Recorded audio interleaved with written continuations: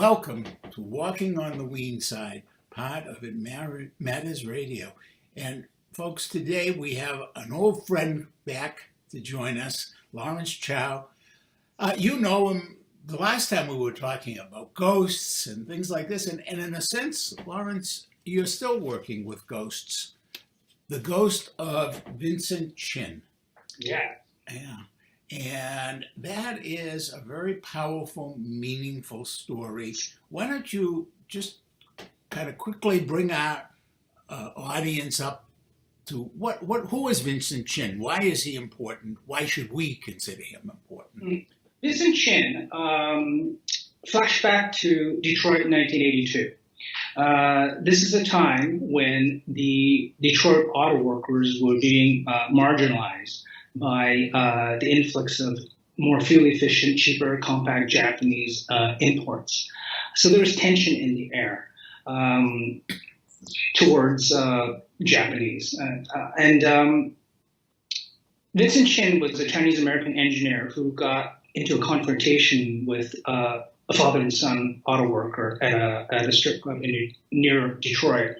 A bar brawl erupted, and then later on, the father and son who were beaten up by Vincent Chin went on a manhunt for him in their car on revenge, and they found Chin a few blocks away and bludgeoned him to death with a baseball bat. Chin died. He was 4 days shy of his wedding. He was 27 years old. The murderers were let off with slaps on the wrist, a $3,000 fine, and 3-year probation. As investigations went on, they found out that the murderers mistook Chin for being Japanese when he was actually Chinese. Mm-hmm. Anyway, that happens a lot in our society. We're pretty crazy that way. I was remembering when some Sikhs were killed because they're Arabs. I mean, like, well, right. From the other side of the world, people totally don't believe in the same religion, people, but that's okay. Yeah, the broad stroke and whatever. So that kind of, color blinding and stuff like that. So that happened in this case, and for the first time in history, Chinese community spoke out, and also so did the other pockets of the Asian communities, and they all banded together, and they went with Vincent's mother, an immigrant from China who was completely lost and brokenhearted and didn't know what to do, but with the help of a handful of Asian civil rights activists, they marched from Chinatown to Chinatown, from city to city, galvanizing a movement. And this movement turned out to be the first Pan-Asian civil rights movement in America. So that's the importance of Vincent Chin. And the story and the saga of this is that this is still taught in some schools, social studies classes in America. But the bottom line is that, let me add more to the story, is that when murderers were pretty much let off the hook, the movement pressured the federal government to pursue a civil rights case, citing racism as a motivating factor. And they got that case and they won. And the murderer, the father, was sentenced to 25 years in prison. Ultimately, they appealed, and that ruling was overturned. And to this day, the father and son have never served a day in jail for the murder of Vincent Chin. And they also have not made good on the millions owed to the Chin estate through an out-of-court settlement. So basically, they murdered, a Chinese American was murdered, and the result is that his life was meaningless. Mm-hmm. And, it's very timeless yet timely story, isn't it? Very much so. What's going on in the country, in the world, minorities, immigrants, and things like that. So it's very topical. Anyway, what do I have to do with it? Yeah, that was going to be the next question. What do you have to do with it? I learned of this case as a kid, decades ago, and it always sat in my gut. Like it churned and it haunted me because of the injustice of that, the racism, the injustice. And I always wanted to do a film of this. I had a successful showbiz career in Asia, and I talked to a lot of people to see if I could drum up support to turn it into a film. There was a documentary called Who Killed Vincent Chin in 1989 that was nominated for an Academy Award. So I always felt that this would make a great feature film. Anyways, decades have gone by. I didn't do it. No one else has done it. And I'm here in LA thinking, well, maybe I should give it a stab. If I don't do it now, at this time in my life, in Hollywood, with the people I know, it may never get done for me. So I decided to do a short film on it. Not a feature, because, I don't have $30 million to spend. So last year, 2018, I decided to do a short. I called up a lot of friend favors. I reached out to strangers. I wrote the script, and didn't know if it would happen, could happen. And I was lucky because they all really gravitated to my script. This is my first film script too, and they loved it. They connected to it. They said it was moving and timely and topical. And I got a lot of heavyweights to come on board, which we can talk about later. And the result has been the short film called Justice for Vincent. I managed to kind of siphon all those facts and historic notes into the short film. It's based on a true story, so there are dramatic embellishments, but I think we hit the right notes with the short film. And so far, it's been doing really well. In 4 months, we've made it into 6 film festivals, and we've won 3 awards. So far, so good. Maybe with this kind of buzz, it can be way for a feature. I don't know. I just don't know. This industry, you just don't know.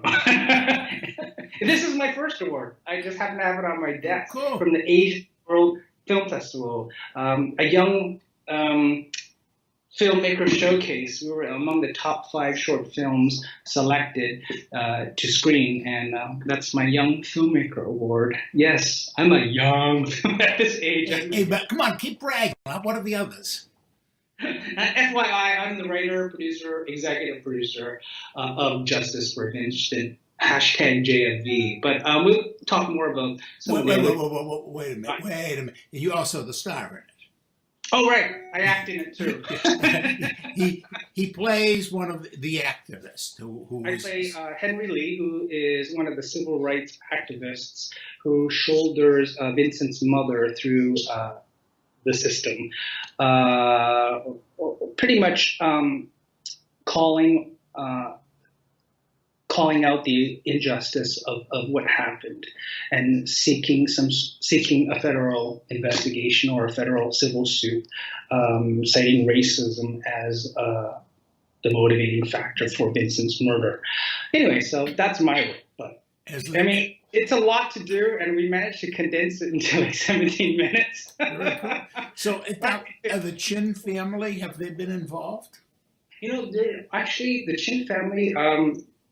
The father, there's actually no one left from. Vincent was the only son. He was adopted by Lily and David Chin. David passed away in 1981, and Vincent was murdered in 1982. So the only person left was Lily Chin, the mom, and.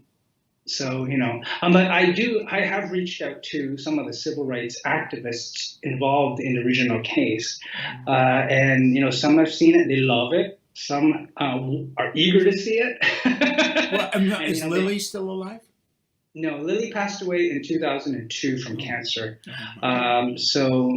It's quite a sad story. But yet the inspiring thing about it is just that the collective coming together of people from so many walks of life seeking justice, marching from Chinatown to Chinatown, city to city to DC. So, it's a very inspiring, yeah, of course, sad and difficult movie, but also very an inspiring one that crosses all cultures.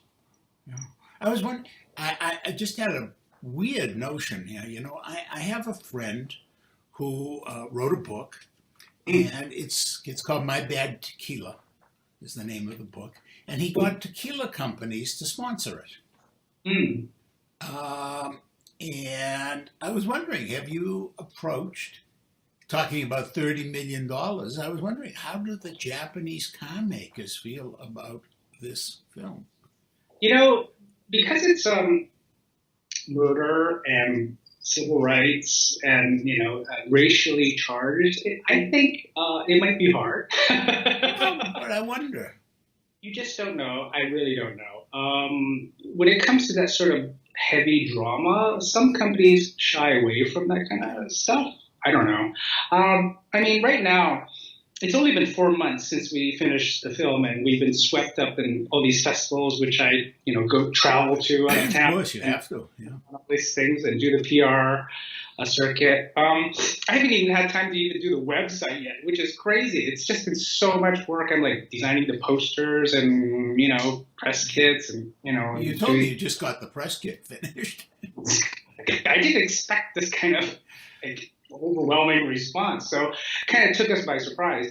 And then we'll take it from there. I mean, I have to talk to the right people, the big wigs, the power players, in terms of packaging it properly with a full-length script and getting it into the hands of the right people. Because this is a project that, it could be easily scooped by anyone, which I already know there's competition out there. I do know that from people I actually know.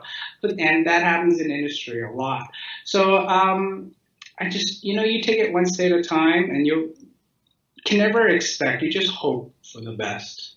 And we'll see where it goes. I think the audience at this point is probably dying to just get a quick look, and you do have a trailer. So let's share it. Short trailer. We can't show a lot of the film because festival rules. A lot of the festivals don't allow us to release it publicly until we finish the film festival circuit, which could take a year or more. So, but let's show what we can. Here's a short snippet for you. Okay.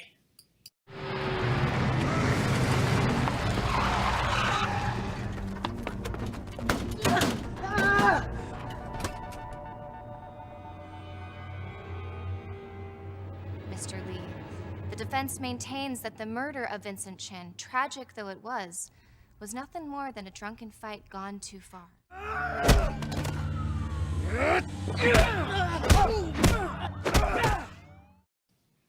Hi, folks, and welcome back to Walking on the Weene Side. And my guest today is Lawrence Chau, and oh, goodness, he has been talking about Justice for Vincent. It's a short docudrama, 15-minute, 17-minute docudrama that he had, he wrote it, produced it, stars in it, directed it. I did anything and everything he had to get this made, and it's been doing really well on the circuit of festivals. But, as much as you've done, and to do it, you've gotten some real support from some great people. Heavyweights came, this was shocking. I wrote the script. Everyone knows me from hosting Ghostly Encounters, and in Asia they know me as, their entertainment host. But in LA, I'm still, in terms of acting, I'm still a relative new face. Anyway, so I wrote this script. I was kind of frustrated with what was going on with my career on the acting side. I did have good representation and, I do great auditions and not book things, whatever. So I said, I'm going to write my own project. And I had a chance to do a rom-com, but I went after, this was around the same time as Crazy Rich Asians. So I did a 180. I said, let's do this drama. And it's a short film, but it's a big budget short film. So I reached out to a lot of people, not knowing what would happen. And I didn't go small, as a lot of people do with short films. I went big. And the first person I went to was Elizabeth Sung. Elizabeth Sung is a veteran Asian American actress known from the Joy Luck Club, Memoirs of a Geisha, Young and Restless. Anyway, she signed on, which was shocking because she's like A-list, right? For a short film, I'm like, that's career downgrade, girl. Are you sure?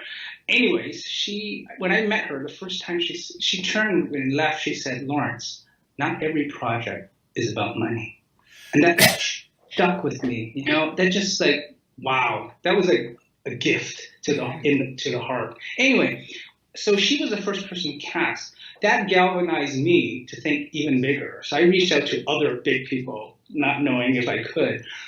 But just with Elizabeth, unfortunately, a month before the cameras started to roll, she had to pull out because of health reasons. And sadly, she passed away right before we had to film. And we went in a panic mode, and we said, she found her replacement, and it was her friend Lee Chen, who does amazing as the matriarch in our film, Lily Chen, and just hit it out of the park. So we got her. But after Elizabeth, around the same time, it's like, I don't want this to look like any old short film, because everyone does a short film in Hollywood, and they often do not look good. my friend will play this part and this part and this part. I don't want it to look like a short film, because everyone rolls their eyes when you say you did a short film. So I actually reached out to a buddy, Andy Palmer. He's an award-winning director, up and coming, known for horror films, slasher films, and his films are really good. And I'm like, dude, would you ever consider doing a drama? He's like, no, why would I do a drama? And I said, because I do horror films. I go, what about the horror of the murder of a Chinese American whose murderers were let off the hook with a $3,000 fine and 3-year probation? And he's married to a Filipino, so he knows what discrimination and racism is about, because he comes from a very conservative part of America. Anyway, he read the script, he loved it, he was so moved, and he signed on to direct. And I'm saying, are you sure? It's a downgrade from a film. It's a short film, because I'm big buddy. So I got him and I got Elizabeth. And then I said, who can we get to play one of the killers, the elderly killer? And I was on my phone, and boom, on Facebook, I sent a friend request. It was a veteran actor named William Mcnamara. And I remember William as a kid watching his movies like Copycat. He did a lot of TV dramas like Doing Time on Maple Drive, the Elizabeth Taylor Story. He played Montgomery Clift. This guy is like a veteran actor. I said, Andy, my director, goes, ask him. I said, he's not going to do a short film. Anyway, I reached out to him on social media. And then I gave the gist, and he called. And he said, send me your script. And he loved it too. And he said, I'm down. And then, and then I got other people involved, and heavy people with serious film and TV credits filled out the main cast, and the crew likewise. And then my director, I was like, this is costing me an arm and a leg now. He goes, we need a stunt choreographer. I'm like, there's no more budget for a stunt choreographer.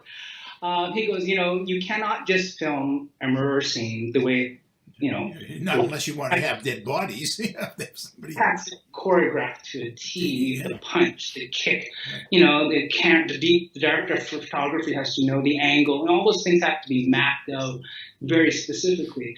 So I remember years ago when I first moved to Los Angeles, I met a Korean, he's biracial Korean-American chap named Steve Brown. And I asked him, what do you do in the hallway? He goes, I do stunts. He goes, what do you do? I go, well, I'm an actor in TV host. That was years ago. I always remembered him. I said, oh my God, he could do stunts. He's a stunt guy, right? So I found him on social media, and I emailed him my script and things like that. And then I found out, I had no idea. This is so funny. Normally, I'm really meticulous and I research everyone and, all those things. I had no idea how big he was. This is an A-list talent, Steve Brown. I mean, he's worked on Wonder Woman, Deadpool 2, Logan, X-Men, the Transformers. No accomplishments. And like everyone on my team's like, he's not gonna call, dude. He's not gonna call. He called. And he goes, dude, I got your script. I love it. There's no American social justice stories out there. I identify with it, being Korean American of biracial lineage. You know, I've had my share of racism too. He goes, dude, I'll make this happen for you. Don't worry about the money. This is an important project. I'll make time from my schedule of filming Avatar 2 to come on board. I said, oh, wow, that's really great. Cool. Thanks, bro. Hang up. And then I fell off my chair. Oh, my God. He's doing Avatar 2. He's going to do my short film. Are you kidding me? I'll take time off of Avatar 2. And it's incredible. I mean, he like pulled hats for, like, he says, we did the rehearsals in this reclusive place in the Hollywood Hills, and then I found out later that's where he trained Denzel Washington for The Equalizer. And like, this was crazy. So all these puzzles just started to cosmically fall in place. And you know, we shot it June 2018, almost 36 years to the date of the actual murder of Vincent Chin. And it was kind of eerie that way, but also with Elizabeth Sung, who withdrew and had passed away, her spirit was very much in the film. Like when Lee had to perform, it just was like so emotionally moving. And then, you know, all these things just started to fall into place. And then, you know, over the summer, we went into heavy post-production, which was, you know, as an independent filmmaker, you do everything. I didn't direct it, but I wrote it, I produced it, executive produced it. I'm now promoting it. I cast it. But it's like in post-production, like you're like with the music, composer, like I need a drum, percussion. And then after so many, he's giving you all these instruments. Like finally, I'm like, I want a timpani drum that has a syncopated 2 beats. You know, things like that. And it just like, it was really, really exhausting, but I'm proud of the project because it's very high quality. It, from start to finish, it plays like a full feature film. Like the cinematic quality, we shot in Vericam 2K. The pacing is very tight. The script is tight. The performances are amazing. And it just like is wow. Like most people see it, they're like, wow, we did not expect that. I think, as you said earlier, quoting one of the many people who've been there for you, not everything's about money. And I think, and then, again, as somebody pointed out, there hasn't been an awareness of Asian American, the civil rights issues and the nail on, the head. This is such potentially a groundbreaking project if we get it into a feature film. But even if not, it's like the fact that we collectively understood its importance and seized the brass ring to bring this story to life, and the awareness that we can bring it to audiences about this case. I mean, as much as it isn't a rare Asian American social justice piece, it's also a story that is universal because it cuts all cultures. I mean, a mother's loss is a mother's loss. Hate is hate. Injustice is injustice. And when I sat there, I said, we're in America, which is a multicultural country that talks the Constitution, equality. We talk the talk. We don't always walk the walk, let's be honest. Yeah. And Hollywood is always trumpeting diversity and inclusiveness. I go, well, where is our Asian American social justice film? There are so many African American social justice films, and they're Jewish, and there's the Matthew Shepard story, Milk for the LGBTQ community. But where's ours? So that fueled me to do it. And then coincidentally, Crazy Rich Asians became such a big hit that suddenly seeing Asians in the forefront of a project isn't so foreign anymore. So we'll see. I don't know. I just don't know. I hope, but I don't know. Well, now you just Are you watching?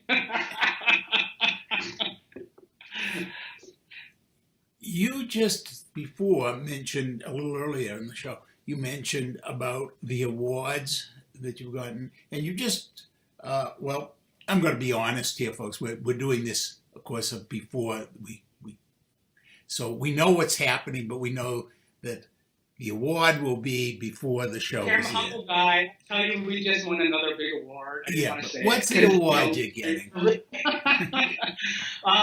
We just won our biggest award, and we're over the moon. It's for Best Dramatic Short Film, awarded to us by the Hollywood Real Independent Film Festival here in Los Angeles. And it's a huge festival. So that was a big honor.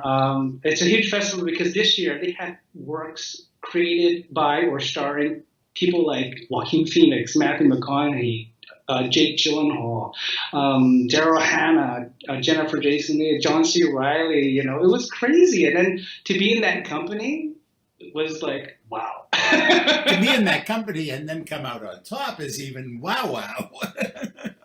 You know, like, wow. I mean, you can still see the bags. I'm really tired of them because, you know, there's always an after awards show party. Now, the thing is here, the thing you got to remember here, folks, too, is when, as Lawrence just pointed out, we're not talking about an Asian American festival or an Asian. We're talking about top hitters, heavy hitters in the whole film industry festival. And I haven't seen Justice for Vincent yet. I am looking forward to seeing it as soon as I can. It happens.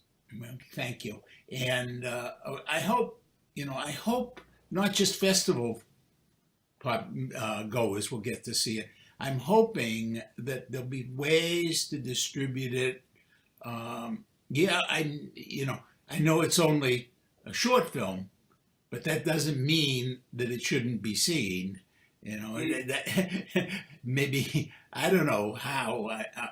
I wish. I guess PBS does do some short film, but that's about it. I mean, the rest of the networks and I wish I would do more with because there are wonderful shorts. Yeah, they're becoming more platform, mostly online though. Unfortunately, we'll see. And of course, then there's the possibility that you're going to turn it into a feature length. I hope so. Yeah. I mean, the kind of the school of thought is that because you're embarking on such a untested waters, is to do well on the film festival circuit, get into as many festivals, get the buzz going, win as many awards as you can, and have that sort of cachet to go to a major studio and say, look, there is a market for this. There is an interest for this. It's kind of like Crazy Rich Asians, but a dramatic kind of, hurdle that you have to tackle. And I think we have a harder it's harder for us to do it. I mean, honestly, I remember when I was going to do an Asian rom-com with me as the lead, I co-wrote a script. They were like, no one's going to buy it. There are no Asian romantic comedies. No one's interested. And then Crazy Rich Asians happened. So you have a lot of these industry stalwarts who are just wrong, who are just not in tune with what the market wants. And to me, bottom line, is the script good? Yeah. And does it touch the universal issues?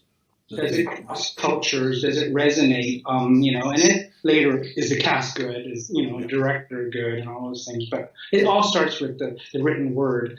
So we'll see. Well, folks, watch for it. Help spread the news. Help spread word. It's called Justice for Vincent.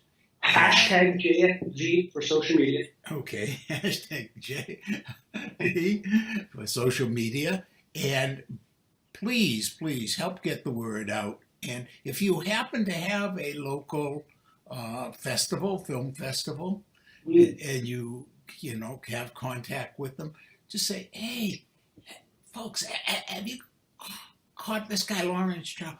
Maybe you want to get that film here because I hear it's really good. Word of mouth really does help. Yes. Find me on social media. Lawrence Chau, actor host on Facebook. Lawrence Chau Act, ACT on Twitter and Instagram. And when I have a moment where I actually can sleep and recharge, I'll do the Justice for Vincent website and Facebook fan page kind of thing going. Okay. And folks, I will tell you, just as an aside, because we are friends on Facebook, and I do follow him on Instagram and stuff. He's a fun guy. He is. I know. He's somebody you want to know beyond this wonderful film.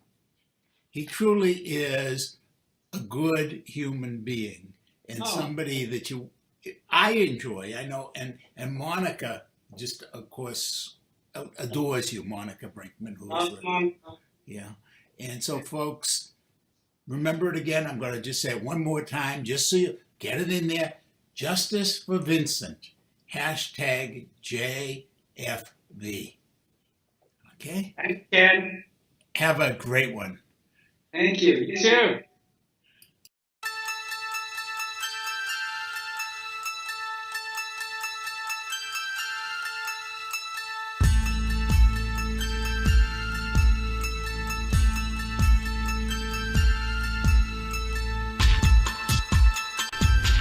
Bella was the king.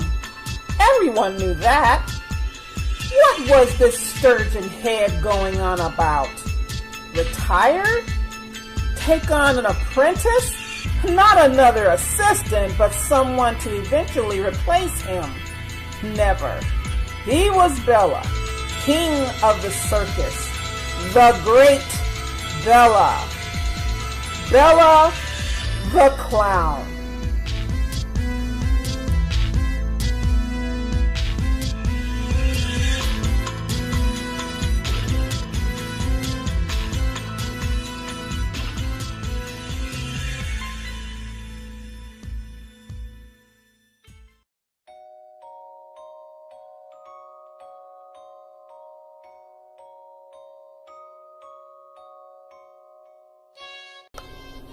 Sometimes you can hear him in the woods snorting and a-banging around, just looking for food. Of course, not too many folks will tell you how they happen to be out there. Nobody wants to talk about old Walt Shackley. I bet you've never heard of him. He lived over to Livermore, between Nelson and Britain's Ponds.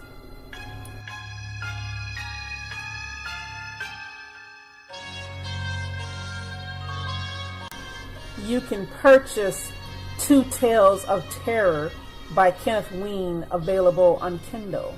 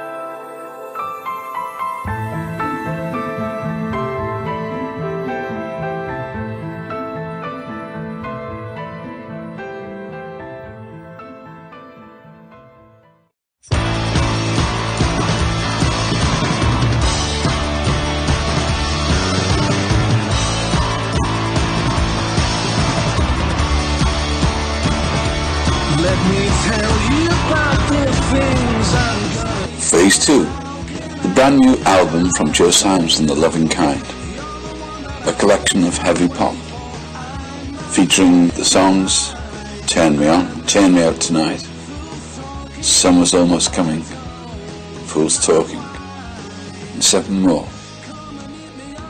Phase 2 by Joe Symes and the Loving Kind, a collection of catchy rock songs that will leave you wanting more. Out on release on the 28th of September.